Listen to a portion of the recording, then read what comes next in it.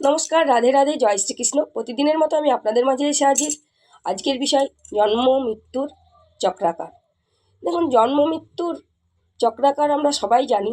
জন্মান্তর, জন্ম মৃত্যু, এই যে মানুষ বারবার জন্ম নেয় এবং আবার মৃত্যু হয়। মৃত্যুর পরে তার পুরনো আত্মা আবার নতুন শরীরের খোঁজ করে এবং সেই আত্মা আবার নতুন শরীরের মধ্যে প্রবেশ করে আবার মানুষ রূপে জন্ম হয়। এই যে জন্ম মৃত্যুর এই যে চক্রাকার চলতেই থাকছে সকল জীবের মধ্যে। 84 লক্ষ যোনি ভেদ করার পরে লাস্টে মানব জীবন মানুষ পায়, মানুষ জন্ম মানুষ লাস্টে এসে পায়। বিভিন্ন ধরনের কীট পতঙ্গ, গাছপালা, বিভিন্ন ধরনের বারবার নির্জনিতে জন্ম হওয়ার পরে মানুষজনিতে জন্ম হয় লাস্টে এসে। এটা আমরা সকলেই জানি। পৃথিবী সূর্যের চারিদিকে প্রদক্ষিণ করে চক্রাকার রূপে, সেটাও আমরা সকলে জানি। পৃথিবীর এই যে চক্রাকারের প্রদক্ষিণ হওয়ার ফলেই আমাদের 4 প্রহর হয়। এবার এই 4 প্রহরেই কখন মানুষকে কি করতে হয় কোনো মানুষই জানে না। মানুষকে কখন কি খাবার খাওয়া উচিত সেটাও মানুষ জানে না।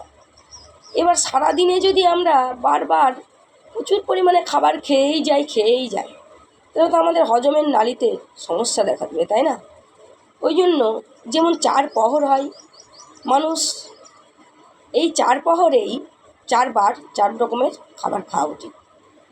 সকালবেলায় ব্রেকফাস্টে মানুষ হালকা কিছু চা বা মুড়ি, শশা, চা বিস্কুট, যে যেমন খাবার গ্রহণ করে। দুপুরবেলায় হয়তো 2টো নাগাদ মানুষ ভাত খেলো, বিকেলবেলায় সামান্য কিছু টিফিন করে নিল এবং রাত্রে রুটি। 40 বছরের পর মানুষের দেহে যে একটা সমস্যা দেখা যায় সেটা সবাই আমরা জানি, তাই না? 40 বছর পর মানুষের দেহে নানান সমস্যা দেখা দেয়। সুগার, আপনার গিটে গিটে ব্যথা, কোমরে ব্যথা, মাজায় ব্যথা। এই যে এই সমস্যাগুলো কেন দেখা দেয়? এই যে এই খাওয়ার জন্য, যেহেতু খাবার আমাদের ঠিকমতো হজম হয় না, ঠিক মতন পরিপাক না হওয়ার কারণে শরীরে এই সমস্যাগুলো দেখা দেয়। তাই আমাদের উচিত সবসময় খাবার মেনটেন করে চলা। এত খাবার আমরা কেন খাই?